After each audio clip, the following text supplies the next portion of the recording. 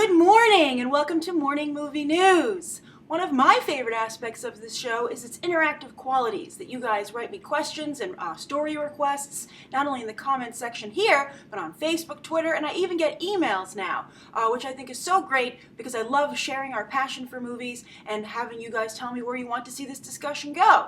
And of course I get a lot of messages about Marvel and DC news, but one of the things that's really surprised me over the weekend and late last week was that I got a lot of notes about this Jem and The Holograms movie. I was really surprised to see the passion behind this property that is quite old and has fallen off the pop culture radar, but it's back now with a vengeance. So let me tell you the story of what's going on with this this Jem and The Holograms movie. It's a Hasbro film. Hasbro, of course, has their Transformers films, G.I. Joe. There's been rumblings they're trying to build their own Hasbro cinematic universe. Who wants to see Jem team up with a Transformer, or I guess the Joes? That would be hilarious. I think this is an interesting introduction into that world. But a lot of people are concerned about how the movie is taking shape. So let me first tell you about that.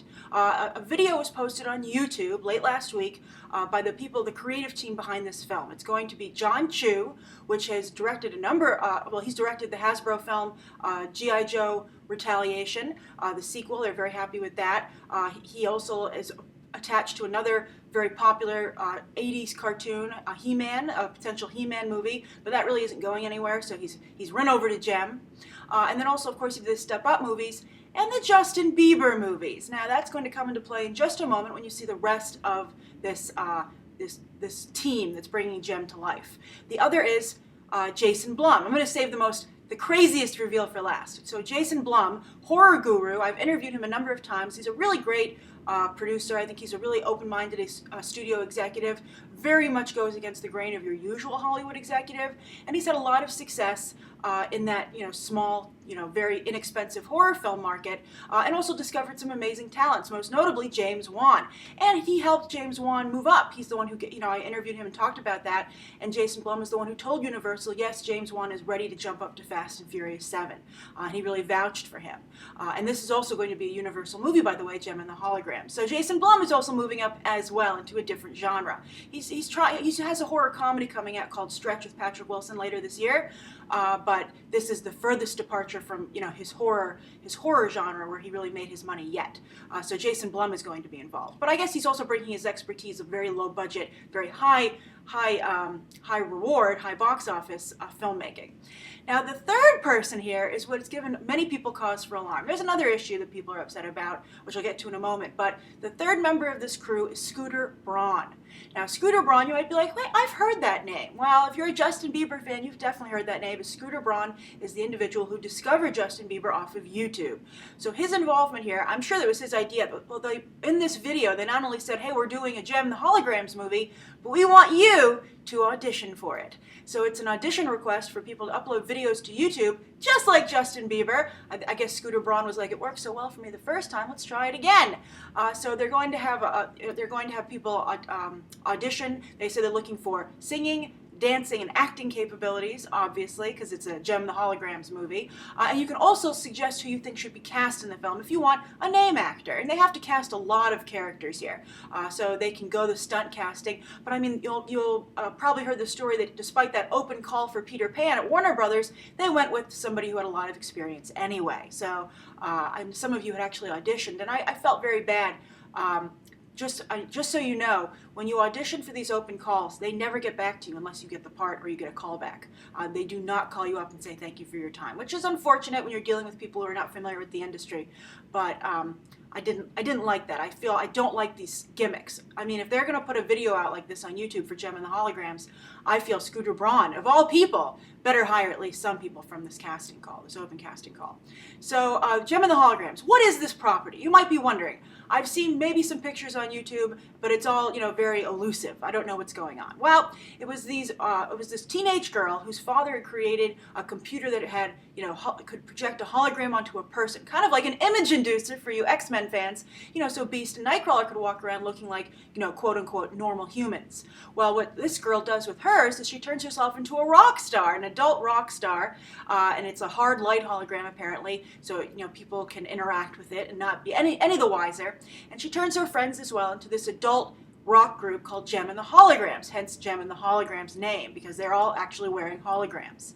And they have to fight an evil group, I believe, called the Misfits, another girl band, another evil guy, like Eric Raymond, I think the name is. I was doing some research on this over the weekend, and they also are trying to protect this computer and keep this girl's dad's technology out of the hands of evil. He passed away, so it's up to her. So that's the basic plot for Jem and The Holograms. So I would say, if you were wondering, I've tried to think of how this can correlate with stories that people are familiar with today, and I would say this is kind of like, let's see here, what did I put down? Oh yes, okay. It's like Hannah Montana, because, dual identity, the girl who pretends, oh, I'm a regular girl like everybody else, and then I put on this blonde wig, and I'm a rock star, okay? So it has those kind of elements to it. I can see that in the pitch, saying it's Hannah Montana, but perhaps crossed over with Scott Pilgrim. One property made a lot of money, one property did not. But, Scott Pilgrim was about, of course, evil band fights. And I thought it had some really good action sequences that incorporated musical elements. And I think if I were Jon Chu, who, by the way, has a huge dance background, that's how he got his start with the Step Up movies. And, of course, that's where he worked. He's very heavily involved in the League of Extraordinary Dancers. So I think there will probably be, obviously, great dancing sequences in this movie. But I would look to Scott Pilgrim for a great way to have action sequences that incorporate the music. So I'll talk about now what's upsetting people. One of the first questions I got about this, I feel horrible. I did not get a chance to copy the name accidentally of who asked this question. So I apologize to that person for not being able to give them credit. But I couldn't find the question again. But luckily I have the question. And the question was talking about Scooter Braun's involvement. So the person says, I'm wary about this movie mainly because Braun is one of the producers. Braun is none other than the manager of Justin Bieber. And I guess I shouldn't be surprised he's a producer here, given that Jon Chu directed both of Justin Bieber's concert films. Should someone like Scooter Braun, who primarily manages musical artists, be allowed to try their hand at producing films? Also, given Justin Bieber's current legal troubles in both the U.S. and his native Canada, and the fact that 99% of Bieber's fan base are little girls, do you think it's irresponsible for Braun to be trying his hand at producing films? I actually don't understand where the concern here is coming from. So whoever asked this question, I hope you'll elaborate in the comments below on today's video. I think there's no problem with a music producer moving into producing for film. Simon Cowell. He is a huge music producer, moved into television with American Idol and The X Factor, and he's also been recently moving into films. He directed the One Direction film, but he also has a movie, it's been pushed back a number of times, the One Chance film, about someone who's discovered on his Britain's Got Talent, I believe, show, or British X Factor, and one of his reality shows, and went on to be a successful opera singer, or wanted to be a successful opera singer. It stars like James Corbin, I believe. So that's been on hold, but that's a movie, a straight narrative that Simon Cowell has produced. So, and I think that movie actually looks pretty good. I don't know why it keeps being put on hold. I'll have to look into that because it seems viable to me, but the thing just has not been released yet. But so Simon Cowell moving into film, no problem. I mean, producers who are super successful often jump around to different venues. And also, of course, Scooter already has some experience now with film, having done these documentary films. The first was pretty successful, second, complete dud. Now that brings me to the second point here this person brought up. Justin Bieber is having a lot of troubles. So I think that it's very smart for Scooter Braun to be like, I better install a parachute. And that parachute is Jem and The Holograms. He can find some new singing talent that he can sign. You can bet that anybody who gets picked from this open casting call, maybe not even for the movie, he could find talent that he wants to use just in the music venue, but will be signed down the line. They will be sewed up tight. Scooter Braun will own a piece of them. But I guess it's a small price to pay for jumping to the front of the line in Hollywood instead of having to work your way up over years of auditions. Scooter Braun is offering a shortcut. So I don't think it's irresponsible at all. And I think that they obviously are aiming this Jem and The Holograms film at a very young audience, the Hannah Montana audience. They can have 3D battle effects. I mean, you can just see the thing coming together now. Maybe not the way that many of you wanted to see it come together, but I can definitely see the way Hollywood wants to see it come together for optimal box office revenue. I mean, that's obviously, at the end of the day, the name of the game, not pleasing Jem's fan base, which seems to have evaporated because this property just hasn't stayed around. So in order for it to be viable now, it needs to win over new fans. So you have to see what's popular today. And I think Scooter Braun has some idea of what that is. So I actually don't have a problem with his involvement at all in this film, actually. I think the talent, my only real problem to some degree is Jon Chu, who I feel, I don't know, I actually liked G.I. Joe Retaliation. I thought it was pretty well done. It had some very good action sequences. It was a guilty pleasure. So actually, come to think of it, I kind of like this whole crew that they've put together here. I think they're very good. But then a point was brought up to me. Sarah Acosta is the other person. She wrote me a number of emails. That's why it was easy for me to get her name. We had a nice little conversation on email. She was great. Sarah's very concerned about this, and she brought to my attention the real, I think a really legitimate problem. And that is that Christy Marx, the creator of Jem and The Holograms for Hasbro, and that's where this gets tricky, is not involved. And there was an article about Christy Marx talking about the fact that, thank goodness, somebody at Hasbro told her about this right before it was announced, so she wasn't blindsided, but she has not been asked to participate. She said Jon Chu did reach out to her eventually after, she made a little bit of a fuss about it, but it was also pretty clear that she's not going to be involved in the film. And I think that she was not only upset that her voice wasn't appreciated because she came up with this whole idea, but as I said, I think they're going to wildly change it.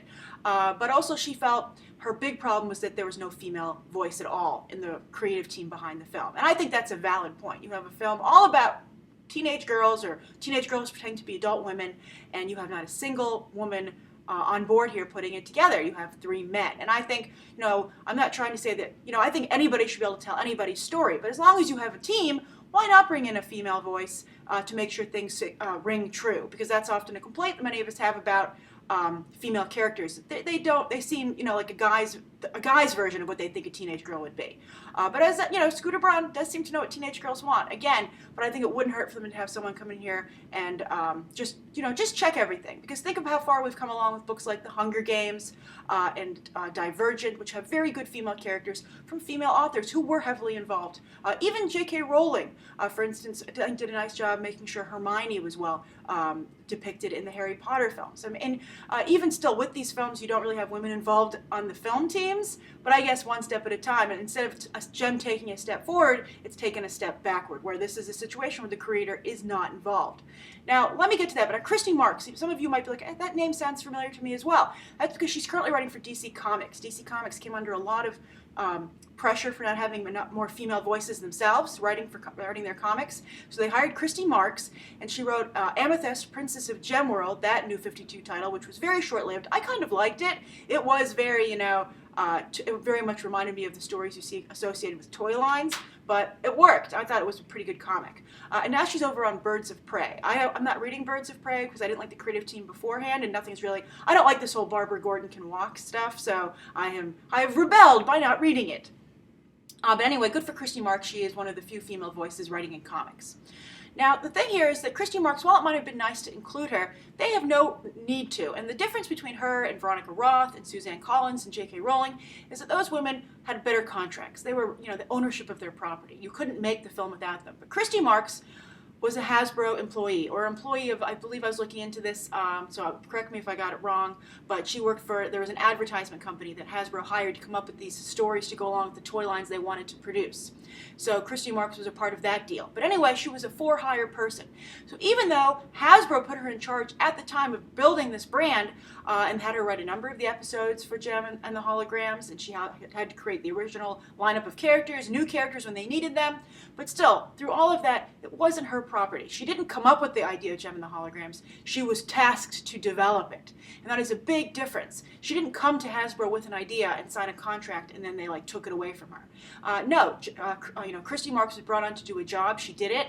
And I think it would be nice to reference with her, but at the same time, Christy Marx has been out of the market for a long time. So I'm not saying they should involve Christy Marx, but I think they should involve some female creative talent. There's getting to be a lot more out there, and I think it wouldn't hurt, especially if you want to have maybe some comedic aspects. There's a huge, female comedic movement going on with Judd Apatow and Will Ferrell getting into the game. Very much so. So I think you could easily find someone there. So that's the Jem and The Holograms movie. Very early on, I have mixed feelings about it. As I said, I would like to see female talent involved, but I think it's actually coming from a very good place, and I think so far I like the way it's developing, and I think it's a very smart move from Universal. I think they could have a good property on their hands if they do it right. All right, so that's the first story of the day.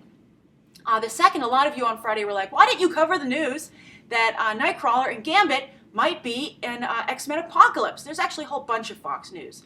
They really are, they are locking down their X-Men universe. For anybody who had any hopes they were going to give it back to Marvel, give up that dream. It's not going to happen. Fox is making money here. Are they getting it right? I think they're really doing this by the seat of their pants. I think there are a lot of problems with their X-Men movies, but they get enough right that the fans show up, they make a lot of money. And so if you buy a ticket to see Wolverine, and if you did over this past summer and helped it make a lot of money, and if you plan to buy a ticket for Days of Future Past, then you can't say you wish it would go back to Marvel because you are actively supporting it staying at Fox. So anyway, let's talk about what Fox has planned with their at least next 4 or 5 years of X-Men movies. They have stuff booked through 2018. So they are big plans for both Fantastic Four and X-Men. All right, so the X-Men more so because that's the one thing they have to some degree gotten right. So for X-Men Apocalypse, that's set for 2016. Bryan Singer will be directing again. And he said he would like to bring in a young Nightcrawler. He said he had to keep him out of Days of Future Past because he had too many characters. And to that, I think, I'm glad he finally realized that at some point. And then also potentially bring in Gambit, maybe introduce him. I still am really in favor of Channing Tatum playing that role. Channing Tatum wants to play the role. I think whenever an actor wants to do something, I think that's better instead of them being bribed with perhaps a paycheck. I mean, Iron Man worked because Robert Downey Jr. wanted that role with every fiber of his being. He knew what it would potentially do for his career, and he was right. And that's why I think he's so loyal to Marvel and such a good team player for the company. And I think Channing Tatum could do that for Fox. I think this is a great choice for him. He's trying out his action chops over in Jupiter Ascending. Jupiter Ascending, Jupiter Rising. It looks so horrible, that Wachowski movie, but his action sequences look competent. If he didn't have to have that ridiculous British accent and elf ears, I might be more interested.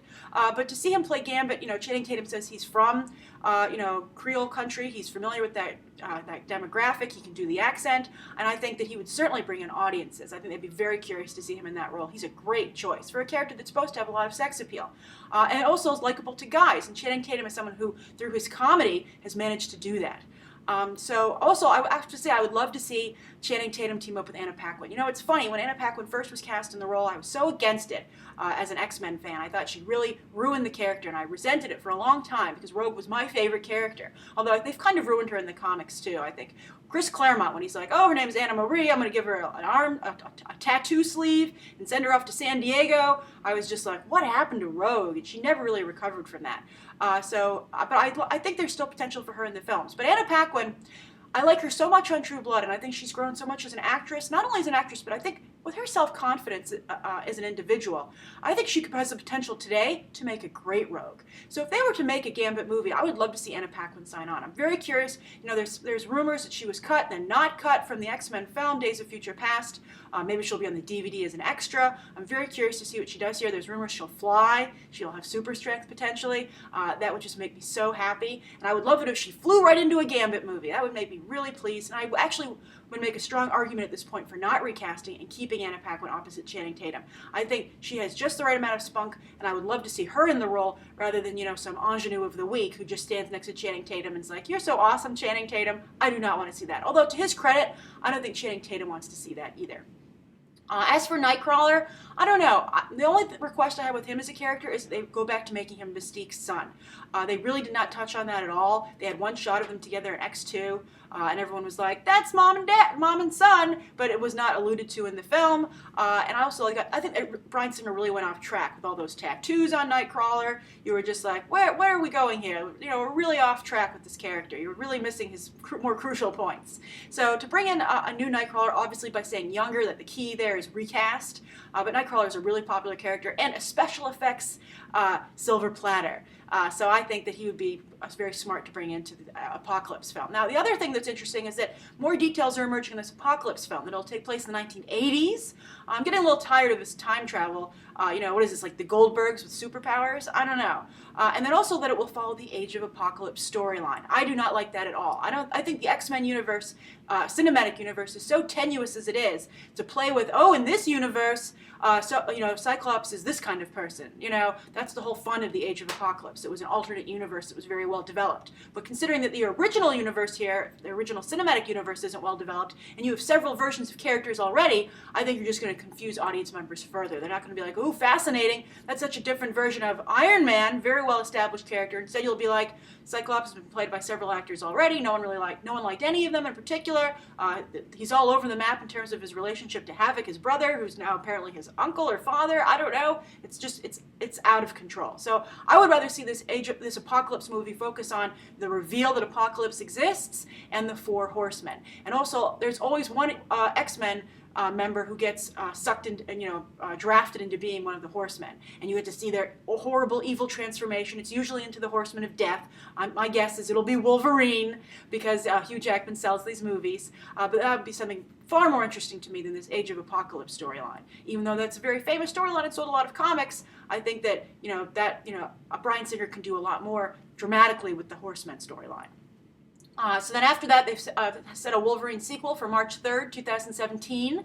James Mangold is returning to direct. They have a newbie screenwriter. Everybody, it was announced last week that he'd been hired, and everyone was like, wow, what a great writer. But I looked at his IMDb page, and the really only things he's worked on are things like a short and things that haven't been made, like a Daredevil reboot before. But I mean, how good could it have been if Daredevil, Fox said, you know what, we give up on this.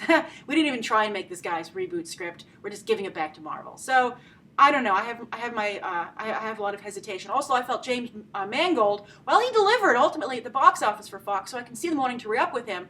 I would have preferred they pick someone who a little more artistic boldness, because I feel that if you're going to do Wolverine stories, one of the great things about comics are the art, and I think James Mangold did very little visually with the Wolverine. I thought that film was not very interesting visually at all, and because it was shot in Australia, substituting for Japan, but still I had a lot of problems with it, and I would have liked to have seen someone else come on board. Then there's a Fantastic Four 2 set for July 14th, 2017. Also, about this Wolverine date. March 3rd is a very interesting choice. That's as I've said, that's typically the outside of the box blockbuster, and you would think Wolverine could be more competitive, but to put him in a March slot, maybe that means they're going to try something new with the character. I don't know, but usually you see smaller. Alice in Wonderland came out on that date. 300 movies come out on that date. Watchmen came out on that date. To see something so traditional come out on March 3rd, maybe the quirkier blockbusters are going to lose that release date since they've performed so well there. They're going to have to go find some new ground, some new territory, because the Hollywood blockbusters want that as well. And then also there's a date, July 13th, 2018, which is on hold. This is the old Batman Dark Knight trilogy date, by the way, mid-July. That's for either some Marvel film from Fox. I thought that was interesting. They said Untitled Marvel Project from Fox. It'll be Fantastic Four 3 or another X-Men movie. I think with all the things I'm hearing about Fantastic Four falling apart behind the scenes, my money would be on another X-Men movie. Maybe that Magneto movie finally. I saw some stills of Michael Fassbender as Magneto. So cool. He and Ian McKellen rock that role. They just are so crucial to the success of that franchise. I don't think they get enough credit for it either. It all goes to Hugh Jackman. I don't think that's necessarily the case at all.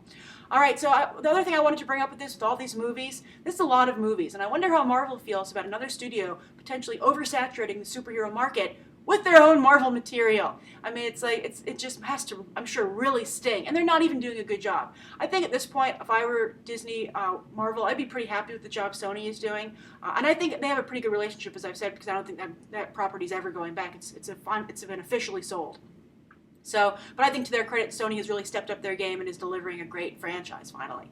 But Fox, I don't know. It's a sad day, and I think it would, as a Marvel person, if I worked there with the company, it would just constantly annoy me knowing what their company could do with the property. All right, so the third story of the day. Usually I try and put a smaller story here, but so much is happening, they're all big stories. This is Andy Serkis. It was announced, early on Friday morning that he had been hired to helm the Jungle Book for Warner Brothers. So I think that is a game changer. I'm instantly more interested in this film. I've not had a lot of faith in Warner Brothers adaptations, especially after that Rooney Mara Tiger Lily casting, but I don't think Andy Serkis would ever do anything like that. And I think that for a story like The Jungle Book, to put him in charge, gives new life into something that I think at first people were like, how is that going to work? It's a movie mostly about animals. But when you see what Serkis has done with motion capture, he is the premier motion capture actor, bringing animals to life on screen, most notably Caesar. He did King Kong as well, but Caesar and Planet of the Apes, Rise of the Planet of the Apes, this upcoming Dawn of the Planet of the Apes, he really does a fantastic job giving believable life and not taking away their animal nature. So I think that he's going to turn a lot of attention to those characters, therefore, in the Jungle Book, and have a very robust cast. Idris Elba is probably like, damn, I always choose the wrong project. I can't believe that I'm stuck over at this Jon Favreau Disney vehicle, and I could have worked with Andy Serkis to bring, Shere Khan to life. If I were Idris Elba, I just feel bad for the guy. He just says, if it weren't for bad luck, he'd have no luck at all. Serkis, it's interesting though that Peter Jackson has been instrumental in building Serkis' directing resume. He had him as the second unit director on all the Hobbit films, it turns out, and that barrel chasing sequence in The Hobbit Desolation of Smaug was directed by Andy Serkis, and I thought he did a phenomenal job. So he's really been cutting his teeth that way so he could get ready to move on to a full-fledged picture, and I'm sure that Warner Brothers also is like, well, I'm sure if he has a problem, he can call up Peter Jackson. Not a bad lifeline. So I think this is just such a wonderful development for Andy Serkis. I think that they didn't say whether or not he'll be in the film. I don't know. I think Andy Serkis has a lot of integrity, and so I think that he probably would maybe not star so that he can really truly focus on directing, because he's someone who's used to not getting a lot of attention, not being out front from his motion capture days, and he has a huge fan base that has found him anyway. So I think he can rely on that. So I'm very excited for him, and I think that this, for once, puts a Warner Brothers property that's competing with a Disney property in the front as a front runner. So I'm curious how you guys feel. Does Andy Serkis, is he the game changer as you feel that I feel he is? Do you think if you were Disney's Jon Favreau project, you'd be like, well, game over? Or do you think they should still try and compete? And do you think that you'll like a movie like Jungle Book, which focuses so much on the animals? I think it should. They also said it's going to be darker and stick to the original source material, not the Disney version. And Disney can't do that because Disney obviously needs to make these, as friendly as possible to as wide as demographic. I mean, we've talked about that on Maleficent, that it has a lot of family-friendly elements, which don't seem to mesh with a story about the true colors of a villain. But we'll see. I mean, Disney could potentially make a ton of money with that gamble, that kind of mix, that dark family mix. And maybe Warner Brothers, I'm sure, will watch, and Andy Serkis should watch very closely to see if they succeed there. All right, so those are the 3 stories of the day. The viewer question comes from Elliot Mason. This is from back when I was on vacation. I have a backlog of some questions, so if you haven't heard your question yet, don't give up hope. I take the ones that I think would be fun to discuss, and I finally had time for this today. And so he says, hey Grace, big fan of the show. Quick question, which movie do you think will be the highest grossing of the year? I think it'll be 2014. Also, which movie do you think will be a surprise hit, both critically and box office-wise? Personally, I think The Hobbit There and Back Again will be the highest grossing of the year, since it is the final installment in the franchise. My pick for surprise hit would go to Godzilla, because everything I've heard or seen from it seems like it will be the best Godzilla movie since the iconic 1954 original. What do you think? Good picks, Elliot, and to some degree I think I would agree with you, but some things have changed my mind.